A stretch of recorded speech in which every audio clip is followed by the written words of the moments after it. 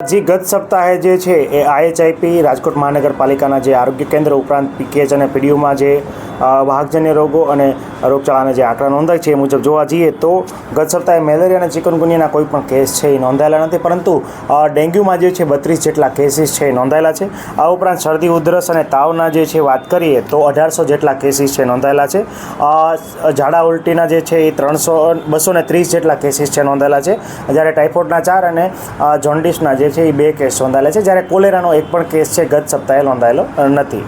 જે ખાસ કરીને વાત કરીએ ચોમાસા પછીના દિવસોમાં ડેન્ગ્યુના કેસીસમાં રાજકોટમાં ખાતે ઉછાળો જે નોંધાતો હોય છે, ખાસ કરીને અત્યારે પણ વરસાદી ઋતુનો માહોલ છે એ જામેલો છે।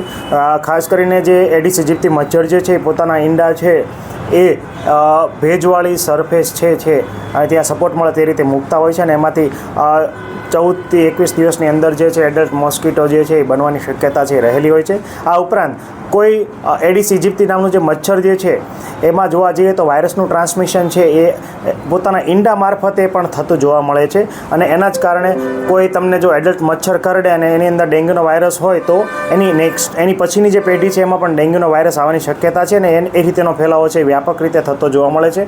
હાલ જે છે ખાસ કરીને પોરા અને એન્ટી લાર્વિસિડલ ઉપરાંત જે એન્ટી એડલ્ટ કામગીરી છે એ અમારી રાજકોટ મહાનગરપાલિકાની મેલેરિયા શાખા દ્વારા કરવામાં આવે છે। હાલ એક્ટિવ અને પેસિવ સર્વેલન્સની કામગીરી છે એ ચાલુ છે। આ ઉપરાંત ઘરે ઘરે તમામ કેસો છે જ્યાં શંકાસ્પદ NS1 હોય, અલાઇઝા છે કે કન્ફર્મ કેસીસ છે, તમામ કેસો જે છે ત્યાં ફોગિંગની કામગીરી છે આજુબાજુના 50 મીટરના એરિયામાં જે છે એ કરવામાં આવી રહી છે। આ ઉપરાંત જોવા જઈએ તો 7500 જેટલા ઘરોમાં ગત સપ્તાહે ફોગિંગની કામગીરી કરવામાં આવી છે। આ ઉપરાંત રાજ્ય કક્ષાએથી મળતી સૂચનાઓ મુજબ જે છે એ કાર્યવાહી કરવામાં આવે છે।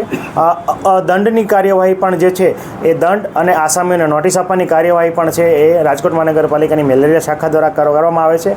ગત સપ્તાહે 69,000 જેટલી માતબર રકમનો જે દંડ જે છે એ પણ વસૂલ કરવામાં આવ્યો હતો, અને આગામી દિવસોમાં આ દંડની કાર્યવાહી હજી સ્ટ્રીક કરવાની છે એ જોગવાઈ કરવામાં આવેલ છે। આ ઉપરાંત જોવા જઈએ તો જેટલી કન્સ્ટ્રક્શન સાઇટો જે છે એને સીલ કરવાની કાર્યવાહી પણ જો ત્યાં પોરા અથવા એડલ્ટ મોસ્કીટો મળશે તો ત્યાં પણ આગામી દિવસોમાં આ કાર્યવાહી છે કરવામાં આવશે।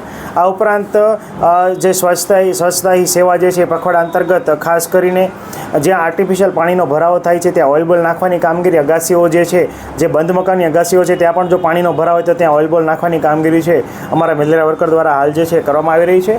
ખાસ કરીને મોટા પાણીના જે ચોખ્ખા પાણીના ભરાવ સ્થાનો છે તેમાં પણ ઓઇલ જે છે એની સરફેસ એટલે કે MLO ઉપરાંત BLOની કામગીરી જે છે એ પણ છંટકાવની કામગીરી છે અમારી મેલેરિયાની ટીમ દ્વારા કરવામાં આવી રહી છે।